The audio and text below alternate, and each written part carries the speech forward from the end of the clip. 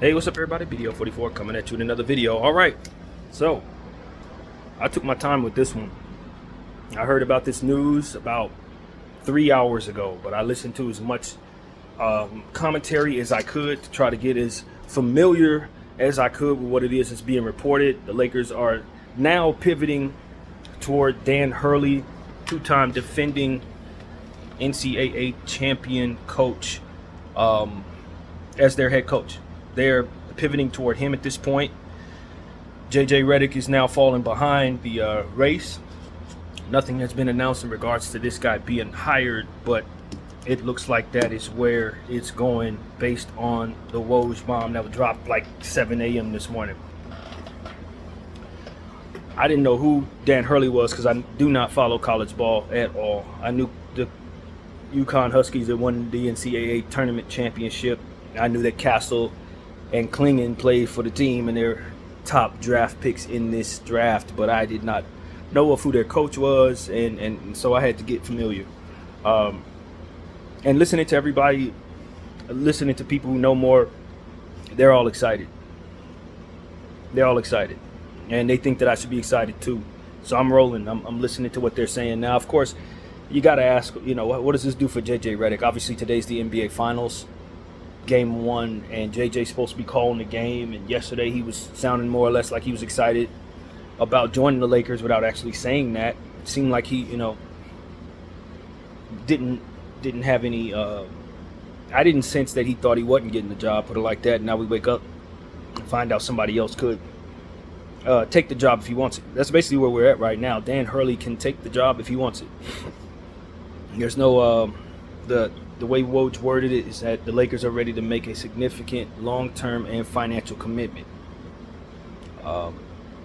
So that's really what it is. And then listening to people talk about Dan Hurley, from what I understand, he's one of the guys that has revolutionized the game in regards to X's and O's. So he's excellent with the math, so to speak. Plays that the college ball has never seen have been run in his program, and they've been wildly successful, of course, winning 2 straight national championships. So that you're bringing in somebody who not only is good at player development, from which I understand is his specialty, but also that he's somebody who has the ability to create plays on the fly or come up with stuff that the NBA may not have seen yet. Really give us a good look on the offensive side of the ball. And from what I understand, he's very good defensively too. I'm sure Klingon and Castle helped. The personnel definitely helped. So it's more about me gaining information rather than coming to a conclusion or a reaction. I don't know of this guy, so it's up to me to listen to people who do tell me exactly what it is that we're in for it. But what I'm understanding, is that he is the premier college coach in this era. He's the guy. He's the Coach K of 2020s. So for that, I'm super intrigued. I think it's one of those situations where this takes me back to something I said already. A lot of conversations can be had about what people think the Lakers are going to do. A lot of chatter can be surrounding the team, but it really doesn't matter, only that the execution be proper. That the execution of what it is that they do ultimately is done correctly. That the moves that they make, that they actually make, are the right moves. I don't care that they talk about they want to take, that the people hovering around the team who are commentators say that the Lakers may want to take Bronny at 17. I don't care that they say they want to hire JJ Redick. I don't care if they say they want to trade all our picks for a superstar. Whatever all of that is, doesn't matter. I don't care that they fire Coach Ham the day after the game or a day before the NBA draft.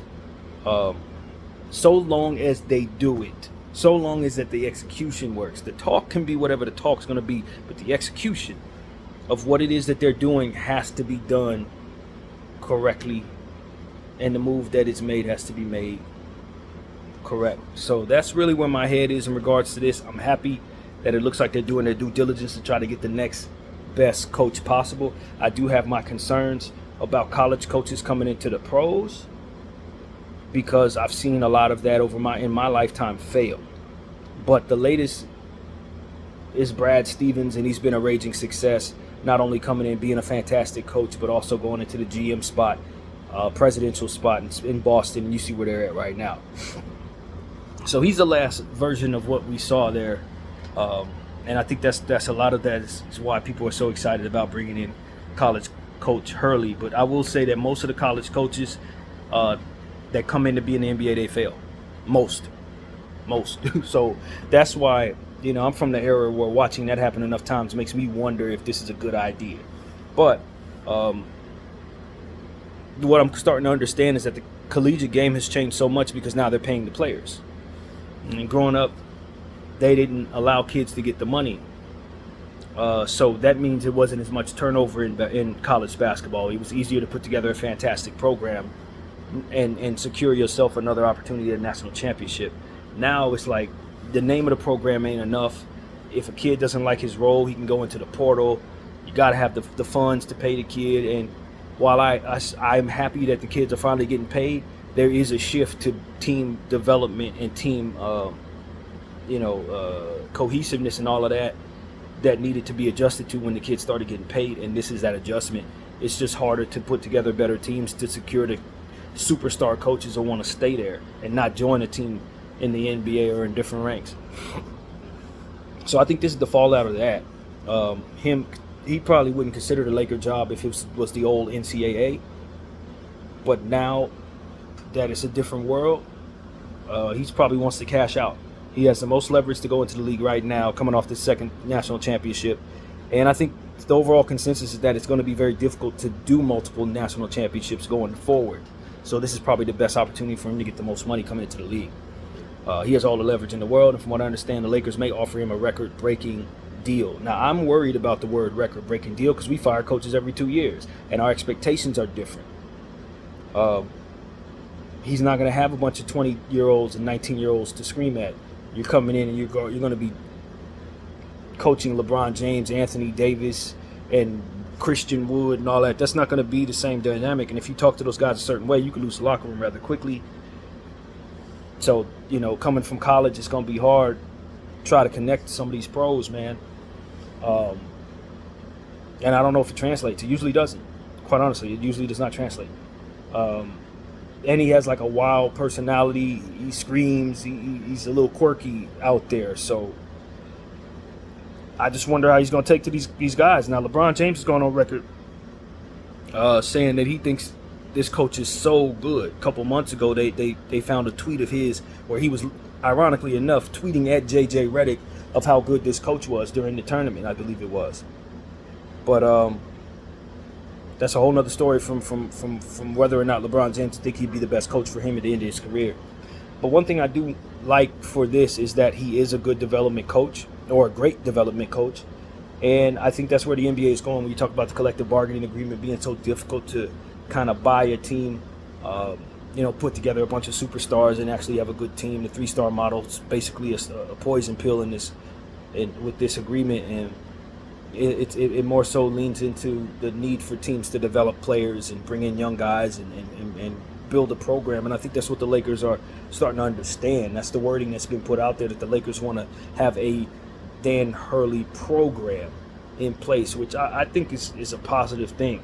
I don't think we have enough young players for that to make sense right now, but I don't think you're just hiring a guy like Hurley for right now. You're hiring him for what you expect will come down the pipeline over the next 5 years, as to which, if this hire makes any sense, they'll be looking to draft, gain draft picks, bring in young players, continue leaning in on those scouts like I've been asking that they do, and kind of pivot away from the old man timeline. Pivot away from that timeline entirely. So I'm excited about what this means for our rebuild.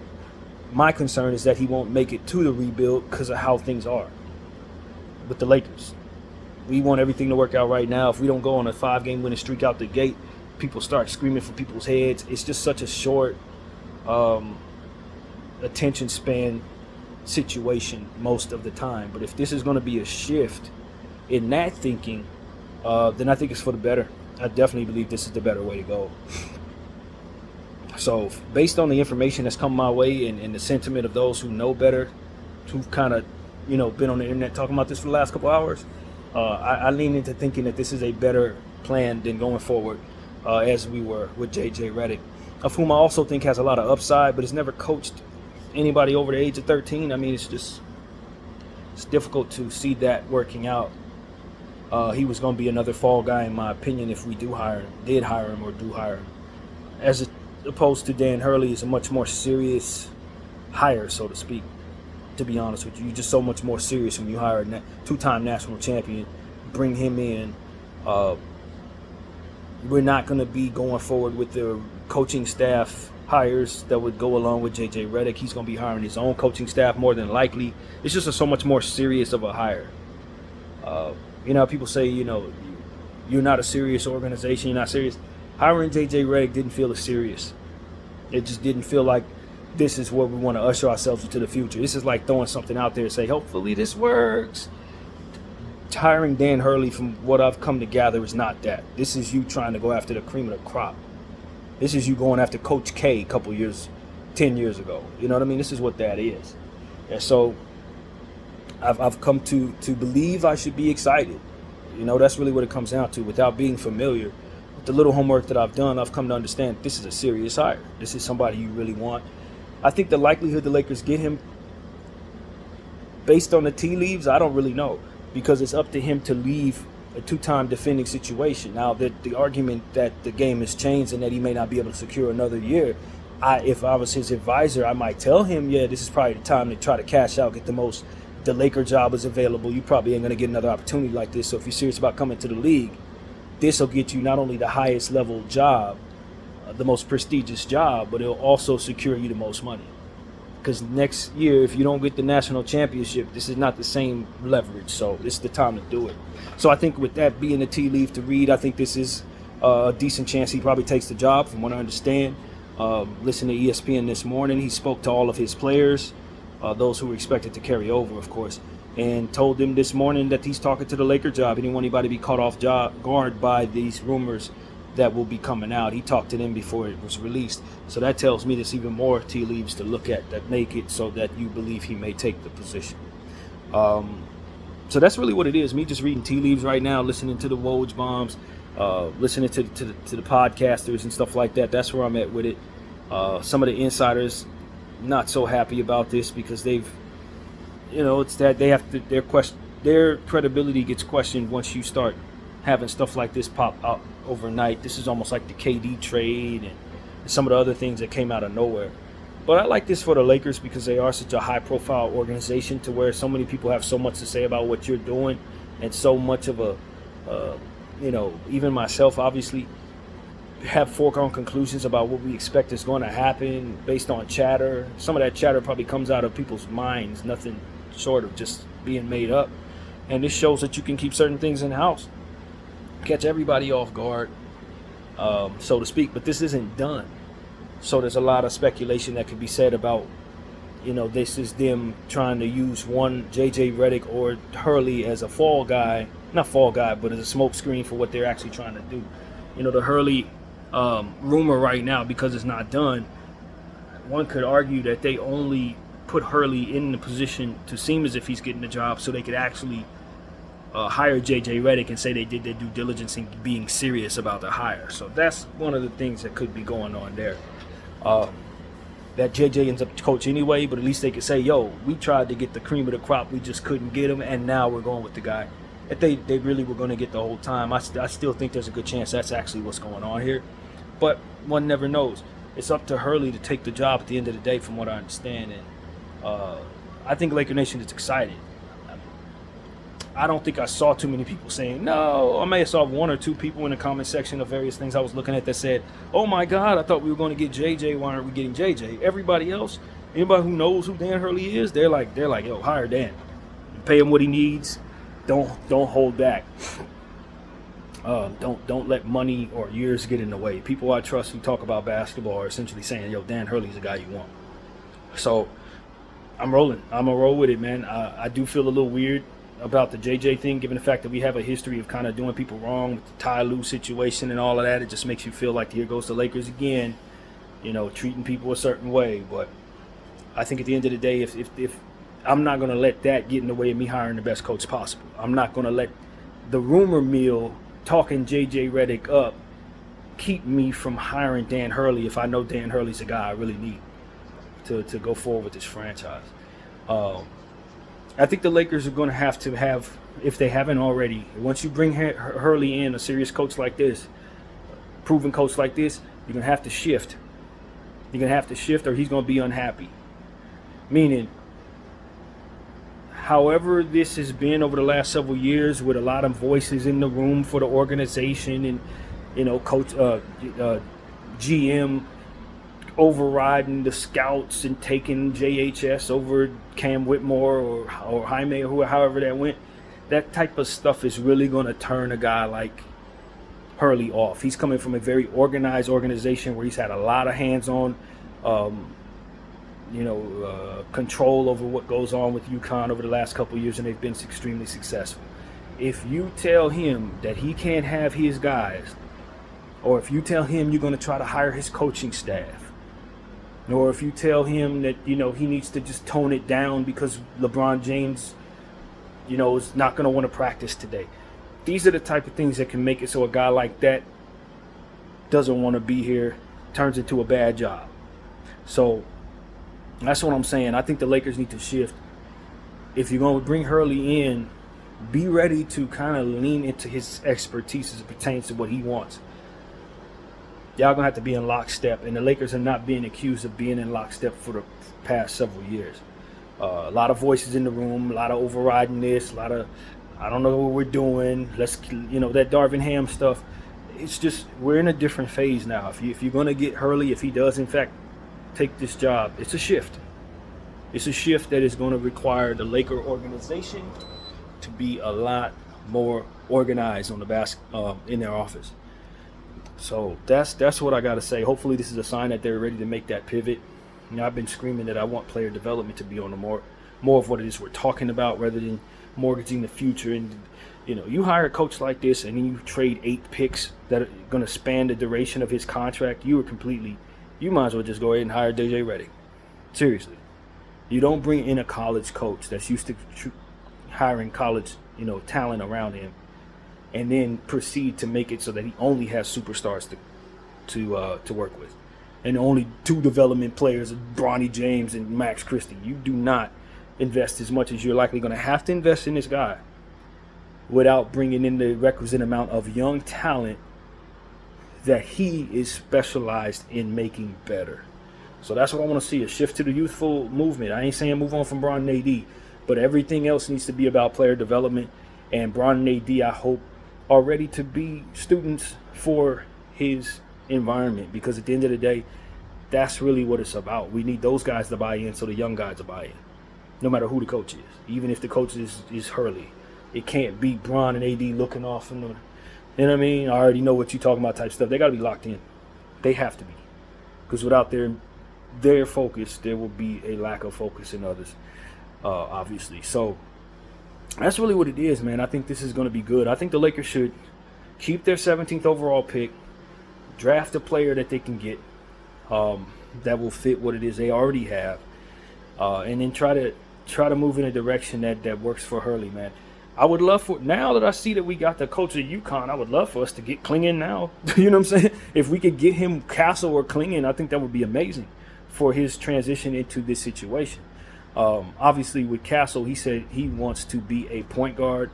So I don't know that we would be able to give him the point guard position. He's not accused of being a great shooter, but he is a fantastic facilitator and playmaker and defensive player.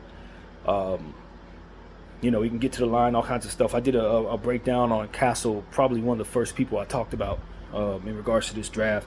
Haven't done homework in him almost a month, but now that we're getting the UConn coach, I think it would be wise for us to try to find a way to get a UConn player. I don't know if it'd be possible, but these are the type of things that I think will make Coach real comfortable. If he can get his center, Klingon, I don't know if you can make a trade with San Antonio or make a trade with Portland. But if we can get their first rounder, I think that'll go a long way in making our coach real comfortable if we hire this guy. Now, honestly, so that's something that needs to be considered, in my opinion. I don't know if that would be feasible. Probably not. I don't really see a path to us getting the pick that can land Klingon or Castle, but I'd try. I'll tell you that I'd try somehow. If it costs me Rui in 17 and next year's pick, maybe, I don't know, I might, or the year after, I don't know. If you're trying to mortgage picks for superstars, and then you're gonna bring in a young development coach, I'd rather you mortgage picks for a young talent that will help that development coach. And we need a center. Klingon doesn't necessarily stretch the floor, but from what I understand, he has been working on his 3-ball shot. I don't personally love him in the top 3. I think it's a chance he could fall to 7. If we can get our hands on that pick, I think it would be good for our coach. If we can get Castle, it'd be good for our franchise. So, that's a stretch. I don't actually think that will happen, but I figured I'd throw it out there. If you're gonna bring in this guy, you should probably think about bringing in one of these guys. Period. So that's what comes to mind, man. I still am on board with getting Rashawn Holmes, or with our 17th overall pick. What's his name? Rashawn Holmes? Deron Holmes. I've been calling him Deron Sharp, Deron Holmes. I'm always trying to say Deron Holmes. So from Dayton, I think he would be probably the best guy for us, if not him. It's likely the guy that I'm about to say is not going to be available as well. But what's his name, man? God, that's good. Anyway, another player as well that can shoot the ball and be a 7-footer with 7'4" length. So this is the type of stuff that you just want to see the Lakers do, is try to get a big man in place. Obviously, there may be a chance one of the guards that are in range ahead of us fall to us. So maybe you want to take in Anthony, maybe you want to take in McCain, something like that. But I do believe that the Lakers should probably take a big, and I do think there'll be a big available to us. But I would shop 17 to move up, man. I would shop 17 to move up, try to take one of those 2 UConn guys, man. I really would. I might even throw 55, 17, try to move up to 7 or something like that. I would try. I don't think I'd be able to pull it off. But given the fact that San Antonio and Portland have 2 picks, I'd try. Get 7, get 14, get 8. Try to get Castle, try to get Klingon. I can't stress that enough. You're going to bring in this coach. Bring in one of his dudes, man. So, that's my thought, man. That is my thought. I think the Lakers are on the right track if they hire Dan Hurley, man. I think if Dan Hurley wants to have the Laker job, I think it's his to take. I'm sorry to JJ Redick. I feel bad. I don't necessarily wake up happy about how all this has played out. I don't think JJ deserves to be treated this way, to be honest with you. I don't. But just the same, the traction that his name was getting, if it wouldn't have been out there like this, this is kind of what I prefer the Lakers be doing. Looking at who is the best at what they do and bringing them to the best organization in sports. That's what it is. We're the Lakers. We attract superstars, and there should be no reason we keep kicking the can down the road with bad coaches, bro. We had like 5 bad coaches in a row. So, for me, this is the only thing we need to be doing. He won 2 national championships in a row. He wants to be an NBA coach. Bring him to the Lakers. Because we have that on other teams. The Cavaliers can't do this. You feel me? The Washington Wizards can't do this. The Kings can't do this. We can, and because we can, we should. So I'm on board. This is how we got to move. Get him. I'm not overly comfortable with the long-term commitment because we do fire coaches a lot, and we do have a weird expectation threshold. Things can go bad quickly, but I think a guy like this has already proven himself to be the real deal in college, and so he deserves an opportunity to prove himself to be the real deal in pros. And so this is the best opportunity for him, I believe. Coaching Bron and AD could be a bit of a headache, but I think it'll make life easy on him too. When you start talking about him and his X's and O's and things that he can do, I think having those 2 on the floor are going to be a extreme luxury for his play calling. So if they're on board with him, I think we'll be fine. Salute the Kobe minute. Another thing that I thought about last night was there was a report right before I went to sleep that Anthony Davis preferred James Borrego over JJ Redick.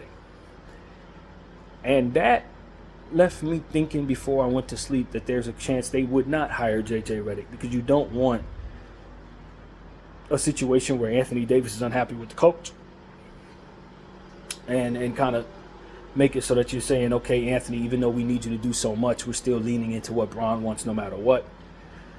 Because that's what that would speak to.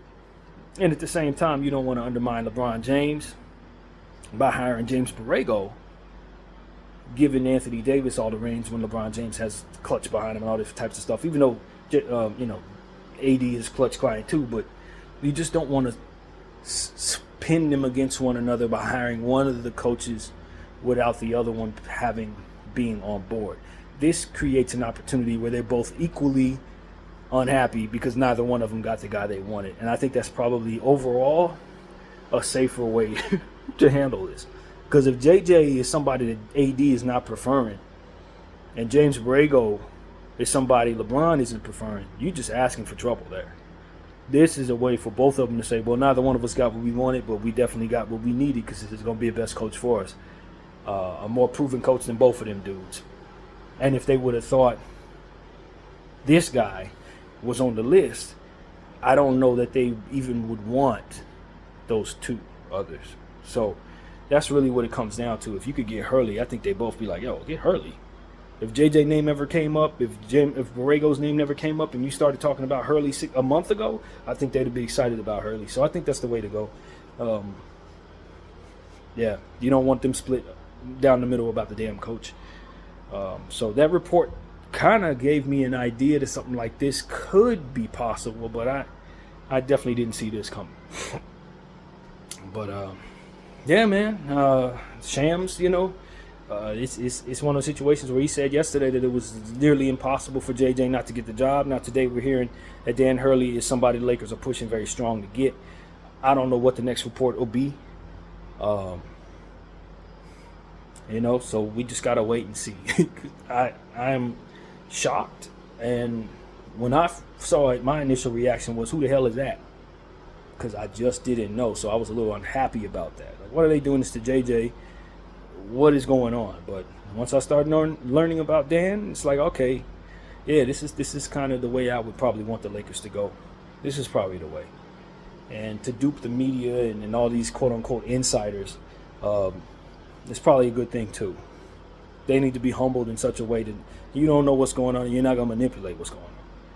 You know what I mean? You're not going to insinuate that we should do something and back us into a pressure situation to do something that you're just going to tear us down for any damn way. I think the NBA Lakers organization needs to be acting like this with everything they do. Every damn thing. So I like it. I like this. It speaks to Jeannie Buss shifting her mindset from do everything for Bron to let's think about how our organization is going to develop players after LeBron James leaves, because whether he leaves or stays, we got to be ready. And this is the best way forward when you talk about stuff like that. JJ is going to get a coaching job eventually. I'm not worried about that, but it sucks that this kind of played out the way that it seems like it's going to. But it's up to Hurley to take the job. If not, we could be right back at JJ. That's pretty much what I expect, So, Dan Hurley, if you come to the Lakers, man, welcome to it. I'm learning to be excited. We're harsh over here, man. I don't know if he's one of those guys that like to search social media around. He's going to hear of a lot of people who talk about the Lakers. But if he ever comes onto my channel, we're going to give him a fair shot, just like we gave Darvin Ham. Darvin Ham proved to be somebody that couldn't really do the job. We cut him down every time we got a chance, to be honest with you. But I know he's coming in with a different cachet. A different level of respect, a different fire, and from what I understand, he's really good with players and good with people. That's one of his gifts, and that's one of the things I've been calling on for the Laker organization to make sure that our coach has not only the ability to do the math, X's and O's, but also be somebody who could be a leader of men. And from what I understand, Dan Hurley has that as a gift. Success speaks for itself. 2 straight national championships. I'm excited. I'm excited about him coming in. I'm excited about what his resume looks like. I'm excited about what everybody's saying about him. So that's what it is for me, man. I welcome him just like I would welcome JJ. And that's how I feel about it, man.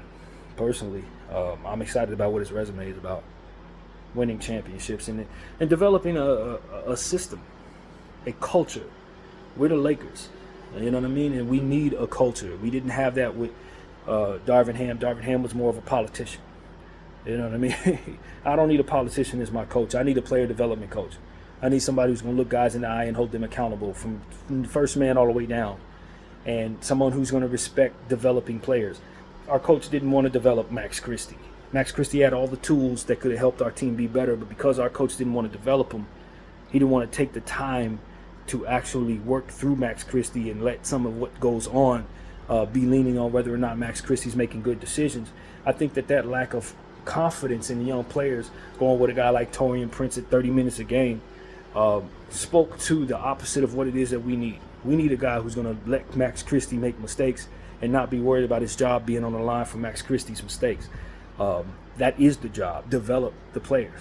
And, you know, if the Lakers are going to bring in Bronny James, you want a coach like this in place to help Bronny develop. And that's what I would be on board with if I'm LeBron James. If my son is going to be in this organization, if this is where I'm going to have him, I need him to have a coach like this who knows what he's doing and kind of give him more of a college-like atmosphere. And if I'm gone, if I retire, I know a guy is in place who's going to make the most out of my son's gifts. Get the most out of my son's gifts and make him do the work. So for Bronny James, this is the excellent hire if he ends up being our player. Obviously, you don't make a hire like this for Bronny James, but this is the type of beginning that you want Bronny to get off to in the NBA with a coach like this. So I think Bron should be on board as a father, if not a player. He should be on board as a father, believing that his son will be coming to this organization and that this is the guy who's going to be in place running the show. I feel a lot more comfortable about that if I'm Bron than I would if JJ were my coach. I really would. So that's how I feel about that.